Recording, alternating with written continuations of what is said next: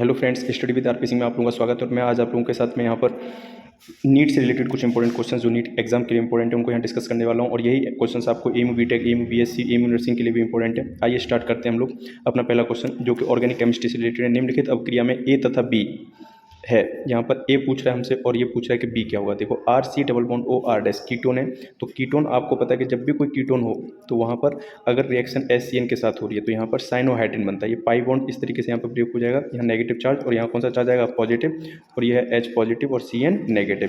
That means positive किसके पास जाएगा, नेगेटिव के पास, और ये सी एन नेगेटिव किसके पास जाएगा, सी के पास, और ये फॉर्म हो जाएगा सी ओ एच और single bond C N, cyanohydrin form हो जाएगा। और साइनोहाइड्रिन जब फॉर्म होगा तो इसमें बी जो है, अगर बी रिड्यूसिंग एजेंट लिया जाए lithium aluminium hydride, lithium aluminium hydride, तो ये सी ट्रिपल बॉन्ड जो एन है इसको क्या कर देगा, ब्रेक कर देगा। और ये ब्रेक करने पर ये देगा सी ओ एच और यहाँ पर C H two N H two, C H two N H two. तो इस तरीके से हम लोग समझ गए यहाँ पर लिथियम एल्यूमिनियम हाइड्राइड है बी, और ए जो है वो साइनोहाइड्रिन है। तो देखो यहाँ पर R R dash C O H और बी दे रखा है आपको लिथियम एल्यूमिनियम हाइड्राइड। तो दैट मीन्स आंसर ए यहाँ पर करेक्ट है। ठीक, और भी ऑप्शन देख लेते हैं। देखो, बी में यहाँ पर NH3 दे रखा है तो ये यहाँ पर नहीं होगा। बी यहाँ H3+ दे रखा है, ये भी यहाँ पर ऑप्शन नहीं होगा। डी NaOH, ये भी ऑप्शन नहीं होगा। इस तरीके से हम लोग समझ गए इसका आंसर है ए। चलिए नेक्स्ट क्वेश्चन की तरफ हम लोग बढ़ते हैं। कह रहा है कि are C double bond,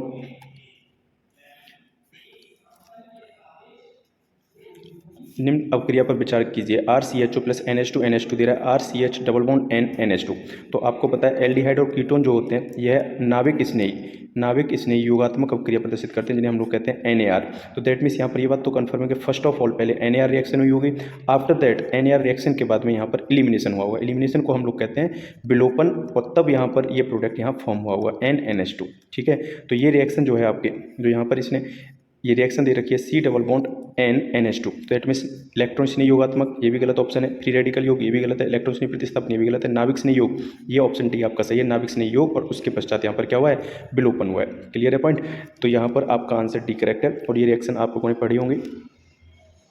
next question बहुत ही अच्छा क्वेश्चन है। CH3CHO और C6H5CH2CHO, इन दोनों में रासायनिक रूप से अंतर किया जा सकता है। देखो, दोनों ही एल्डिहाइड हैं, बट आप लोग याद रखना एल्डिहाइड दोनों हैं। यहाँ पर CH3C double bond O single bond H, ये है CH3CHO की स्ट्रक्चर, जबकि C6H5CH2 single bond C double bond O और सिंगल बॉन्ड H। तो आप लोगों को यहाँ दिखाई दे रहा है कि इसमें एसिटाल्डिहाइड में मिथाइल कीटोन ग्रुप है। मिथाइल कीटोन ग्रुप जिसमें प्रेजेंट होता है वो हेलोफॉर्म रिएक्शन शो कर देता है।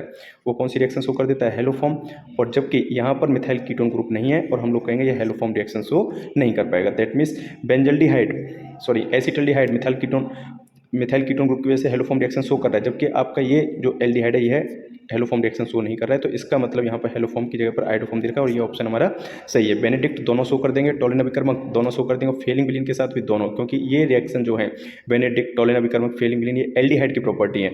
जबकि आइडोफॉर्म जो प्रॉपर्टी है वो मिथाइल कीटोन ग्रुप की है, ना कि एल्डिहाइड की। जिसमें मिथाइल कीटोन ग्रुप होगा या फिर जो ऑक्सीकृत होकर मिथाइल कीटोन ग्रुप देने की कैपेबिलिटी रखेगा, वही केवल और केवल आपको हेलोफॉर्म या फिर आइडोफॉर्म रिएक्शन दे सकता है। चलिए नेक्स्ट क्वेश्चन की तरफ बढ़ते हैं। निम्न अपक्रिया में निर्मित उत्पाद है, बहुत ही अच्छा क्वेश्चन है। यहाँ पर देखो, आपको यहाँ याद रखना है कि जो आपको रिड्यूसिंग एजेंट दे रखा है वो है NaBH4। NaBH4 जो होता है यह है कार्बोक्सिलिक ग्रुप को अपचेत नहीं करता है।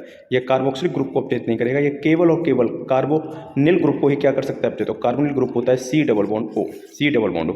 दैट मीन्स ये कार्बोनिल ग्रुप है यहाँ पर, और ये जो दे रखा है आपको इसके साथ में O भी है यहाँ पर। तो दैट मीन्स ये कौन सा है, कार्बोक्सिलिक। तो ये वाला बॉन्ड हमारा रिड्यूस नहीं होने वाला, ये बॉन्ड हमारा रिड्यूस होगा, और ये बॉन्ड अगर रिड्यूस होगा तो यहाँ पर OH बन जाएगा जब ये रिड्यूस होगा। और ये वाला जो ग्रुप है आपका जैसा है वैसा का वैसा रहेगा, इसके साथ में हमको कोई छेड़छाड़ नहीं करनी है भैया, ये इसको हमने ऐसे ही छोड़ दिया। ऑप्शन ए आपको यहाँ दिखाई दे रहा है, वही हमारा करेक्ट आंसर है।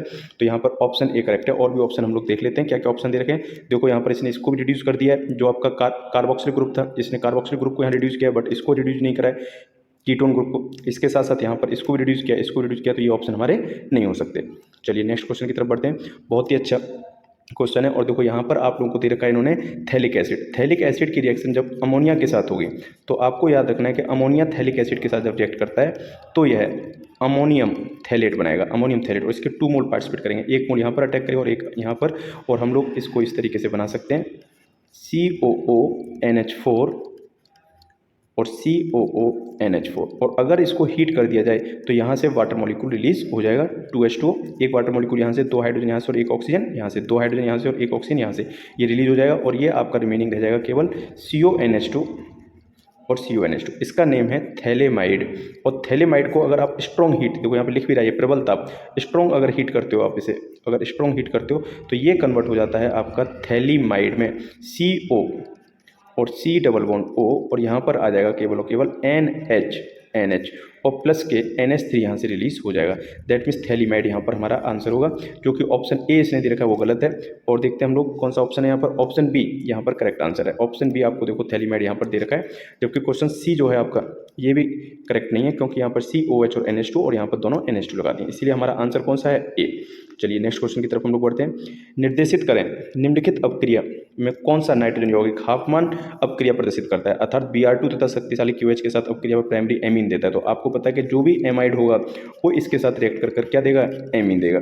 और एमाइड जो होता है उसमें से एक कार्बन कम हो जाता है हमें पता है, और RNH2 एमीन हमें यहाँ पर मिल जाती है। तो ये देखो ये आपको सेकंड, ये आपका एमाइड तो बट डेरिवेटिव एमाइड का RCOONH4, तो ये आपका क्या अमोनियम है, RCONH2 ये है एमाइड, और RCONH यहाँ पर ऑप्शन नहीं होगा, option C is correct answer. अगला क्वेश्चन देखो, ये क्वेश्चंस आपको याद करने, और ऐसे क्वेश्चंस अगर आपको एग्जाम में मिलते हैं तो आप लोग को केवल और केवल मेमोरी बेस्ड क्वेश्चन है और इनको करके जाना है।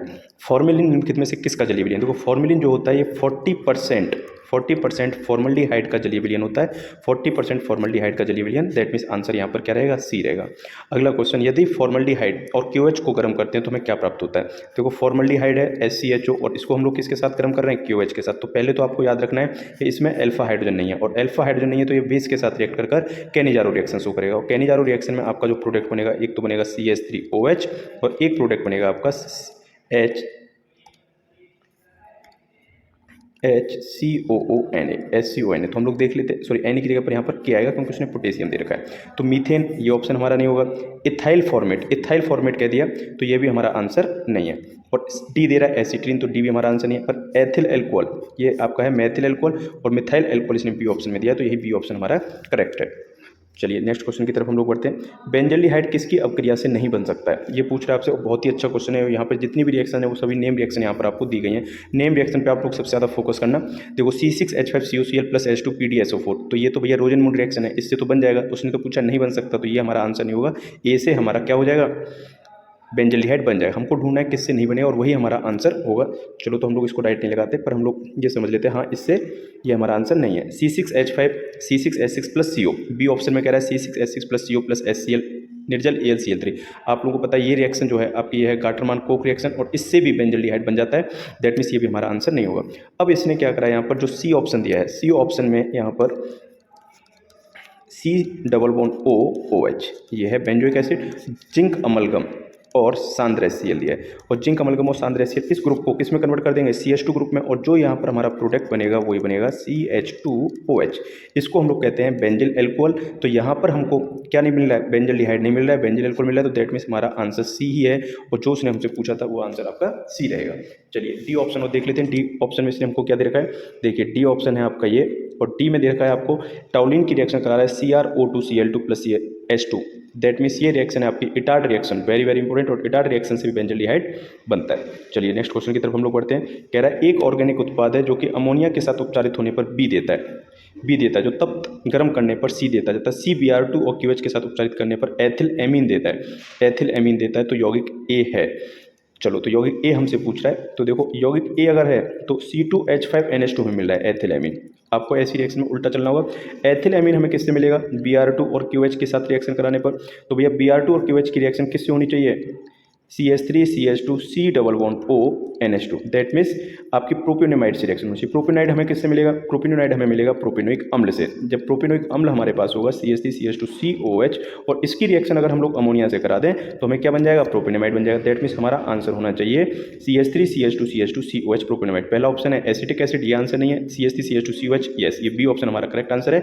ये प्रोपियोनेमाइड। प्रोपियोनेमाइड की रिएक्शन किससे कराई होगी, अमोनिया से, तो क्या बन गया होगा प्रोपियोनेमाइड। प्रोपियोनेमाइड की रिएक्शन किससे कराई, Br2 को, तो क्या बन गया एथिलेमिन, और यही हमारा आंसर होगा बी। चलिए नेक्स्ट क्वेश्चन की तरफ हम लोग बढ़ते हैं। प्रोपियोनिक अम्ल Br2 और पी रेड फास्फोरस के साथ एक डाइब्रोमो उत्पाद देता है, उसकी संरचना होगी। तो डाइब्रोमो की संरचना क्या होगी? देखो प्रोपेनोइक एसिड जो है वो है CH3CH2COOH। आपको याद रखना है कि जब भी यहाँ पे रिएक्शन Br2 और किसके साथ हो, रेड फास्फोरस, या फिर आपको फास्फोरस यहाँ पर दे दे, तो आपको याद रखना है अल्फा हाइड्रोजन जो होगा उसको रिप्लेस कर देगा कौन? हेलोजन। दैट मीन्स यहाँ पर डाइब्रोमो उत्पाद की बात कर रहा है तो यहाँ पर 2 अल्फा हाइड्रोजन हमारे पास, और दोनों के दोनों Br के द्वारा रिप्लेस कर दिए जाएंगे और ये प्रोडक्ट हमारा बन जाएगा। That means option A wrong है, ऑप्शन बी ये भी रॉन्ग है, और अब हम लोग देखते हैं ऑप्शन सी को। ऑप्शन सी जो है ये हमारा करेक्ट आंसर है, क्योंकि यहाँ पर अल्फा पर दोनों Br क्या कर दिए गए हैं? रिप्लेस कर दिए गए। Option C is correct. Next question की तरफ हम लोग बढ़ते हैं। ये क्वेश्चन भी देखो अच्छा क्वेश्चन है। ये कह रहा है यहाँ पर कि C6H5 MgBr CO2 के साथ रिएक्ट करता है, आफ्टर दैट इसको हम लोग H3O+ के साथ रिएक्ट कराते हैं, दैट मीन्स प्रोडक्ट पी होगा। तो ये है आपका क्या?